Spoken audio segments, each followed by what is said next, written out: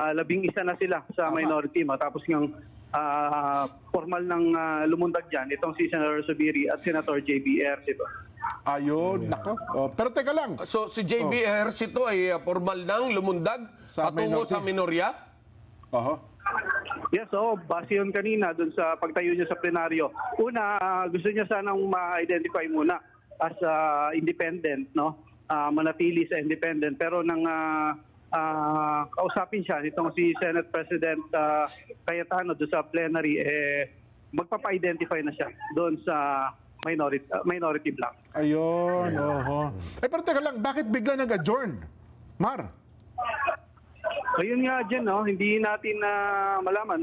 Baka may mga caucus pa na nakaschedule itong mga senador.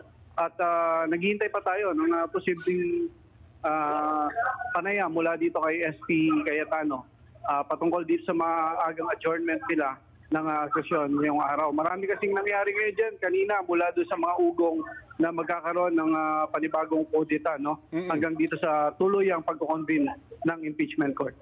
Ayun, Alam mo, ang Senado kasi, base sa aking karanasan dyan, bilang isa sa mga mamahayag, na ilang taon din ako nakabit dyan, kapag ganyang maugong yung pagpapalit ng liderato, hindi natutuloy yan.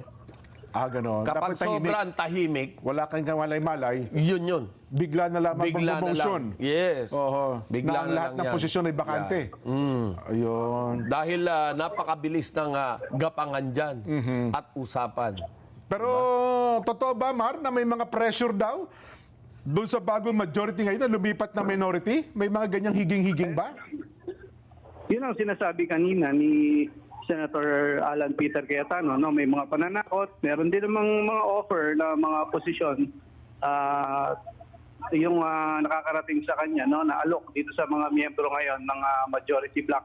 Pero kanina nakapanayam natin Senator Marcoleta, ang sinasabi niya, no, galing mismo kay Senator Camille Villar nung Wednesday matapos yung putukan ng sinasabi raw dahil sa nangyari nung Wednesday, kung may aalis daw ngayon sa mga miyembro ng majority bloc, ang sinasabi mas masahol pa siya kay Judas. Ganon. Matindi ng taguri. Ano. Pero teka lang, bilang impeachment court muna, kailan ulit sila magkukonvene? Well, depende yan dyan, no? 10 days kasi binibigay para sa panig ng dyan.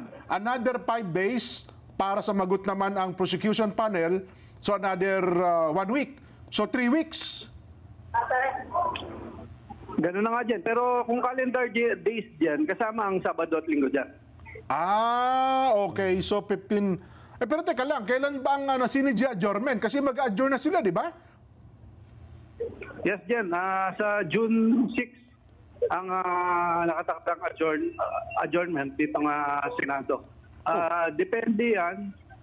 Kung ang sinasabi naman, hiwalay na trabaho itong, dahil nag-convene na nga itong impeachment court, hiwalay namang itong trabaho ng impeachment court sa trabaho ng Senado. So kahit naka-adjourn ang Senado, pwede sila mag-convene as impeachment court, Mar? Pwede dyan. Depende sa magiging usapan itong mga miyembro ng impeachment court. Ayun, kasi aabutin nyo ko nun, kung June, di ba? Aabutin 15 days, posibleng abutin yung di ba? Yung sinidya adjournment nila. Yes, dyan, nung panahon ni Senate President Soto, ang sinasabi, ang tansya niya nun, baka July magsisimula itong trial proper nitong impeachment. Kasi di ba kung pag-uusapan, Kuya Benny, Mar, pag nagsinidya adjournment, ang balik dapat niyan ay SONA. Di ba? July, papatak ang SONA? July 27, Monday. Yes, dyan. Di ba? Yun nga. So, ibig ko sabihin, kung nagsinidya adjournment, ang sesyon, ang balik niyan, SONA na. Di ba? Sa SONA na mismo ng Pangulo. Oo, dyan. Sa SONA na uli. Magkikita-kita itong mga senador. Pero ang sinasabi nga noon, nung panahon ni SP Soto, no, hiwalay yung trabaho nitong Senate Impeachment Court sa trabaho at schedule ng Senado. Ayun. So, yun siguro liwanagin natin, kahit na naka-adjourn na ang Senado, ay pwede silang pumunta para pag-usapan naman at talakayin yung impeachment, Mar. Yan. Ang panukala ni Senate President Alan Peter Cayetano, Monday to Wednesday yung gagawing trial, no? At itong Huwebes ilalaan sa mga committee hearing habang pahinga sila sa araw ng Biyernes. Aha. At sa huli, teka lang, bago ka magpaalam, ano ang latest doon sa nangyaring putukan? Ano ang update natin dyan? Well, Jen, yun nga, naghain na kanina umaga, itong ombudsman ng suspension order dito sa sa acting OSA na si retired Major General Mau Aplasca at yung subpoena para doon sa mga kuha ng CCTV para doon sa gagawing investigasyon nitong Office of the Ombudsman. Hindi yan tinanggap nung nakaraang linggo, noong Biyernes, dahil nga ang sinasabi ng mga taga-OSA, walang pasok ang Senado nung araw na yon. Pero kanina umaga, formal nang isinilbihan sa tanggapan kanina nitong outgoing na Senate Secretary na si Mark Leandro Mendoza. Pero ang balita ko si Mark Leandro Mendoza nagre-resign siya sa Senate Secretary, di ba? Yes, Jen, may bago ng Senate Secretary at nanumpa na rin kanina. No? Actually, nung Monday pa nag-submit ang kanyang courtesy resignation, yang si Secretary Mendoza at kasabay nung palitan nitong liderato ng Senado. So, sa ikaliliwanag ng ating mga kababayan, tinanggap ba ang suspension ni General Mau Aplasca? Kasi sabi naman, walang kapangyarihan ang ombudsman sa Senate Sergeant at Arms, Mar. Yun ang kasama sa mga pag-uusapan nitong Senate leadership, no? Dahil ang sinasabi nila, ang Senado ang may kapangyarihan na mag-suspend doon sa OSA. Ang pag-uusapan kung yan ba ay ang Senado ang aapila sa CA o hindi nila i-implement yan at hayaan nila na yung nag-implement ng suspension ang dumulog sa Court of Appeals. Ayan, nako. Ay, teka lang, may mga pulis pa ba? May mga sundalo pa ba dyan sa paligid, sa gate ng Senado, Mar? Kaninang tanghali dyan, no, may mga pulis ang sinasabi, nasa 900 ang nakadeploy dito sa labas ng Senado dahil kanina nagkaroon ng mga rally dyan, series of protest kasabay nung hearing kanina ng Committee on Ways and Means at ng Committee on Energy patungkol dun sa bill shock. Doon sa kabila, sa building ng GSIS, meron pa bang NBI? Malamang dyan, after nung nangyari ng Wednesday, wala na, no? Kahit naman nandyan sila, dinideny naman ng director na kasi, nandito sila sa Senado. Kasi yun naman, Mar, sa dami ng Kuya Benny, daming ino-request sa security, bakit kasi NBI pa ang si GM Veloso, di ba? Napaka-vague nung ganong... Kasi kung mag-request ka security, kundi police, di ba? Hindi maaring mag-secure ang NBI. Unless na isa kang testigo talaga na may connection doon sa kasong hawak ng NBI. Yung witness protection, di ba? Yung witness protection, maari kang isa ilalim, no? Sa kanilang security. Pero yung security, malinaw na sinasabi, no? Na ang pwede lamang mag-security, yung yung tinatawag na Police Security Protection Group, PSPG. Yan, Yes. At hindi maganda na nagamit nila yung salitang security. Yung NBI. Yung nagamit ng GSIS na NBI at sinasabing security nga. Mukhang hindi akma doon sa senaryong nais nilang ipakita. Kasi sa dami ng law enforcement agency para mag-request tayo ng security, una, kakaunti lang ang tao ng NBI. Limited lang yan Di ba, Kuya Benny? Tapos kukunin mo pang security sa re-request natin Well, hindi ko lang po alam kung yan ay... pero pinayagan nila mukhang may iba ata talagang trabaho. Puntahan na natin itong Aplasca, Remulla at saka Matibag issue. Mentakin mo, ang tanong pwede ba talagang tanggapin ng Senate, ng Senado ang suspension? Hawak ba ng ombudsman ang gaya nito, no? Kasi ang Sergeant at Arms nananagot sa Senate President, sa mga senador. Kung ang personal kong opinion, tayo po hindi abogado, pero sa nakikita natin, ito yung tinatawag natin na ile-laymanize na lang natin. Oo. Well, ang isa pong empleyado ng gobyerno Oo. ay saklaw po ng ombudsman. Yes. Empleyado ka ng gobyerno eh. Kung mapunta ka man sa Senado o saan, saklaw ka ng ombudsman. Ay yun nga lang ang sinasabi rito, wala pa pong sapat na appointment si Aplaska. Parang OIC lang ito. OIC lang Kasi acting pa lang. katatanggal lang pala ng di ba? Yes. Nung Monday, tinanggal yung dating Sergeant Arms eh. Yes, kung kaya doon mapag-uusapan ngayon, yung jurisdiction, kung siya ba'y nasa jurisdiction na ng ombudsman, Wala o wala pa. Parang second day niya ata ito eh. Yun yung mapag-uusapan doon. Ngayon, yung sinasabi naman na nagpaputok, abay natural lang na proteksyonan niya Yun. yung kanyang lugar dahil yun ang kanilang trabaho, proteksyonan ng Senado. Ngayon, kapag may tao na nagtangkang pumasok dyan at may dalang armas, abay marapat lamang na siyempre pagtanggol mo yung sarili mo. Totoo. Alangan na mahintayin mong putokan ka. Kasi parang tinatayo kayo, di ba sa isang simpleng usapan, si General Aplaska, ang chief security. Yes. Di ba? Sa itong buong compound natin, may isa kang chief security. May nakita mo, may mga debaril sa labas. Ba't para atang huhulihin si Jen tsaka si Benny? Oo. Di ba?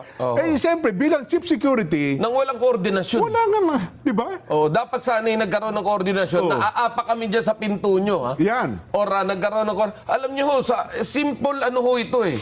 Simple standard operations procedure. SOP. SOP to. Pero iba na yung SOP kasi na ginagawa ngayon eh. Yung kasalapian ng ginagawang SOP. Ganun ba? Ang SOP talaga, bago ka umapak sa jurisdiction ng isang ahensya o ng isang lugar, makipag-coordinate ka. Yes. To avoid misencounter. Yan. To avoid yung tinatawag natin na miscommunication. Yan, opo. So, lalo di baril pareho. Di baril pareho yan. Yes, tama lang. Kasi nakita nyo naman, kapag ang pulis, taga Maynila siya, magtatrabaho siya sa Quezon City, although pulis siya, kailangan makipag-coordinate siya sa Quezon City. Hindi pwedeng walang coordination Hindi yan. pwede yun. So, does it mean na NBI ka, ibang ahensya ka, papasok ka ng Senado, without coordination, abay, hindi naman po tama siguro yun. Hindi, sabi nila, nag-coordinate kami kasi hiningi kami security ng GSIS eh. Ang problema, GSIS sa Senado, ding-ding lang ang pagitan eh. Well, pero ang Diba? tanong nga ron is, nasaan ba sila? Yun nga, ang sabi daw, pumasok talaga sa area, jurisdiction ng Senado. Ng Senado. Yes. So with that, of course, it is within the jurisdiction of Senate already. Yan. And the mere fact na nakakitang nakapulpak ka, may dala kang baril, well, iba yung masasabi nating iba na yung kung ikaw ay isang tao lang na may dala kang walis tingting o may dala kang map, Pwede siguro. hindi ka naman, tapos pinutok ang kabay, mali yun. Nakita mo, naka-bulletproof vest. Naka-bulletproof vest at meron pandalang armas. So, iba rin po yun. Well, we're trying to be fair here, no po? But again, ang sinasabi nga po natin dito, hindi natin sinasabing walang kasalanan. Pero ang sinasabi natin po dito, yung matama lamang na yung pong lugar na yan ay pinoproteksyonan ng OSAA. So, marapat lang po yung nangyari na naproteksyonan nila yung buong Senado. pasilidad ng Senado. Sige nga, gusto mo pa pakinggan ang sinabi ni Ombudsman Boying Rimulya? Sige, pakinggan natin. Sige nga, parang nag-aalit si Ombudsman Boying eh. Panoorin natin.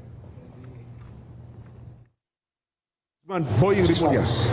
And nakausap niyo na rin po ba si Senator Sergeant at Arms Aplaska about Hindi this? ko nakausap. At, pero pinadala ko na ang order sa Senado para matanggap nila kagad sapagkat ang usapang ito ay napakasinosong usapan. Sa isang opisina ng itinatag ng ating saligang batas, ang mga pangyayaring ito ay hindi katanggap-tanggap. Lalo-lalo na na siya ay gumaganap bilang Sergeant at Arms at siya pa nagpaputok unang putok ng baril. It's worrisome if we allow this to go unpunished. Ayun, it's worrisome. Mabigat, Bigat. Ay, kung ang ginawa kaya ni Aplaska bilang chief security, papasok kayo, bahala kayo, huliin nyo lahat ang gusto nyo huliin. Di ba? Eh di ganoon din na nangyari sa kanya, natanggal din siya. Wala ba naman? Parang si Samonte. Ayun, yung Di pinaltan ganoon din niya. ang mangyari, yes. Kasi si Samonte Hindi, dapat ko, siguro naman, ilagay muna natin sa ating yung narrative, iayos natin yung narrative nitong sitwasyon. Ano po ba ang responsibilidad ni Aplaska? Ay di siyempre, seguridad ng buong Senado. Ayun. Ayan. May nakita ka ngayon na pumasok sa Senado na may dalang armas at nakapulpak, ano ang gagawin mo? Ala nga naman, kumustahin mo pa. Kumusta ka? Ang ganda naman ng dala mong baril. Ang haba. Oo. Ano yan? Bang, bang, bang. O bong, bong, bong. So, ito po yung mga this is, alam niyo, yan po yung tinatawag natin, bigyan nating benefit of the doubt. Yan. So, ang makikita po natin dyan, yes, meron pong nagkaputukan, merong investigasyon na mangyari, pero tignan din po natin ano po ba yung responsibilidad ng bawat isa. Now, yung NBI ho, nandoon ho, may armas para bigyan ng seguridad ang GSIS. Yes. Kasi ni-request daw ng general manager eh. Yes. At pinagbigyan naman ni Director Matibag. Well, wala ho tayong tutol doon. Pero kapag ang OSA naman po ang tumawid patungo ro sa GSIS na may dalang mga armas at nakapulpak,